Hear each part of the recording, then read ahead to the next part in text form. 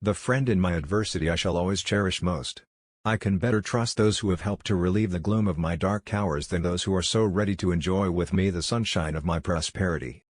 If we are to have another contest in the near future of our national existence, I predict that the dividing line will not be Mason and Dixon's but between patriotism and intelligence on the one side, and superstition, ambition and ignorance on the other. But my later experience has taught me two lessons: first, that things are seen plainer after the events have occurred; second, that the most confident critics are generally those who know the least about the matter criticized. I only knew what was in my mind, and I wished to express it clearly. The art of war is simple enough. Find out where your enemy is. Get at him as soon as you can. Strike him as hard as you can, and keep moving on. I have never advocated war except as means of peace, so seek peace, but prepare for war. Because war never changes. War is like winter and winter is coming. I propose to fight it out on this line if it takes all summer. Leave the matter of religion to the family altar, the church and the private school supported entirely by private contributions. Keep the church and state forever separate. The distant rear of an army engaged in battle is not the best place from which to judge correctly what is going on in front. The darkest day of my life was the day I heard of Lincoln's assassination. I did not know what it meant. Here was the rebellion put down in the field, and starting up in the gutters.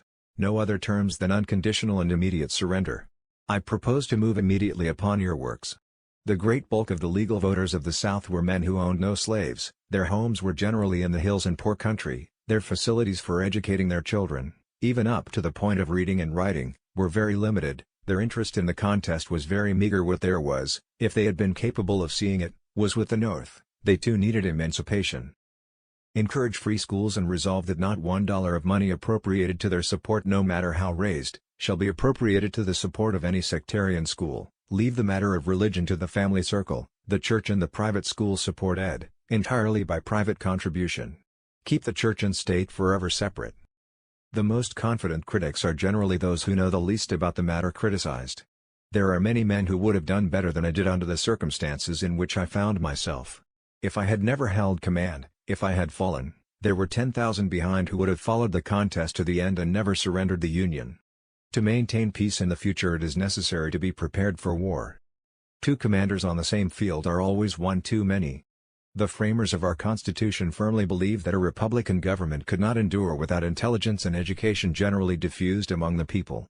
The Father of his country, in his farewell address, uses this language: promote, then, as an object of primary importance, institutions for the general diffusion of knowledge. In proportion as the structure of a government gives force to public opinion, it is essential that public opinion should be enlightened.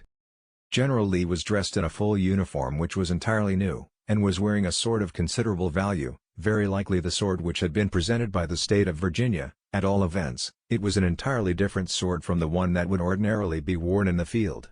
In my rough traveling suit, the uniform of a private with the straps of a lieutenant general, I must have contrasted very strangely with a man so handsomely dressed, 6 feet high and of faultless form.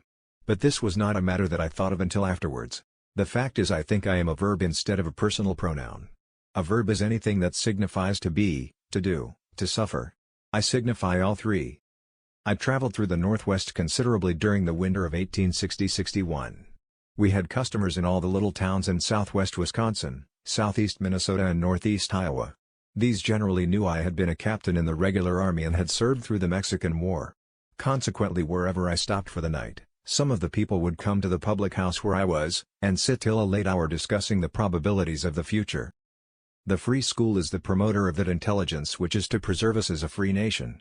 If we are to have another contest in the near future of our national existence, I predict that the dividing line will not be Mason and Dixon's, but between patriotism and intelligence on the one side, and superstition, ambition, and ignorance on the other.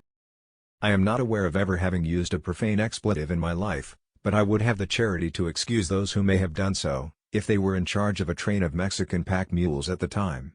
Chapter 8. It is possible that the question of a conflict between races may come up in the future, as did that between freedom and slavery before. The condition of the colored man within our borders may become a source of anxiety, to say the least. But he was brought to our shores by compulsion, and he now should be considered as having as good a right to remain here as any other class of our citizens. I believe that if our country ever comes into trial again, young men will spring up equal to the occasion, and if one fails, there will be another to take his place. While a battle is raging, one can see his enemy mowed down by the 1,000, or the 10,000, with great composure, but after the battle these scenes are distressing, and one is naturally disposed to do as much to alleviate the suffering of an enemy as a friend.